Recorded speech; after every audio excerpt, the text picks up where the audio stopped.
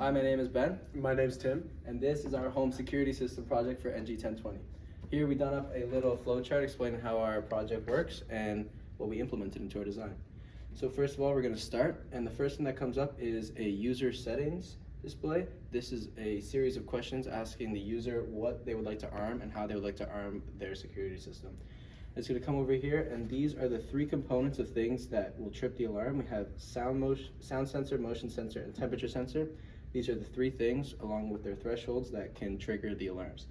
And this is what gets triggered. These are components on what happens when alarms get triggered. We have a buzzer, a light, a phone call with text-to-speech on what got triggered, a Discord message, a recording on the local device, a Face ID on the local device, and the Discord video will be saved.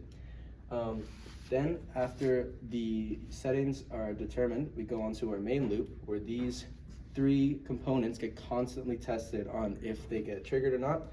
If they do get triggered, it'll have certain effects depending on which sensor gets triggered, and then the program will end. And if nothing gets triggered, the program will simply keep looping through, checking to see if any of the sensors are triggered. Okay, so moving over to our code. Here we have the MacBook system, and we also have the Arduino. So on this Arduino, the sensors we use are the sound sensor, the temperature sensor, this motion sensor, as well as the buzzer and the LED. So on our code here, as we've seen, it has now been started, and it is now prompting the user for the settings. So do you want to arm the motion sensor? I'm gonna say no. I'm gonna do just sound for this one. Turn on the buzzer, turn on the LED.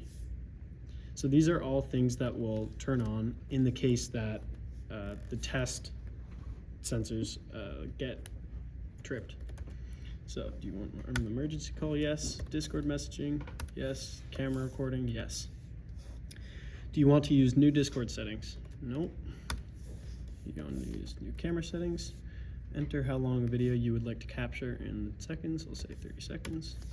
So now the program is running, and it will now test for the ambient sound in the room.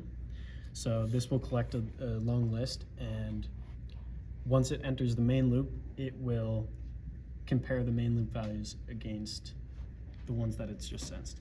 So now over here I can, let's say someone walked in front of the door and there was a loud noise. It has been activated. So over here on the left we have a Discord message, and we have a phone call. You have a trial account. You can sound alarm has been triggered. Please take action immediately. So that has just said sound has been triggered. So that is the call. Over here we have Face ID. We have a camera recording. So it knows my name is Tim and Ben's name, and this is Ben here. And so, yeah, so this will compare the faces that are in the current image to encodings that are saved on the system. This is a new face that has been captured. So to enter a name for this face, I can press enter, and then please enter a name for this face. So Andrew, a new face encoding has been saved. So it saved a file, which is a picture of him, and it also saved the encoding of his face, so that when the program runs next time, it will compare that encoding to that one. Also, over here on the left, we can see the video has been sent to our Discord channel. So if I open that up, about channel, down here we have the video. I can download that,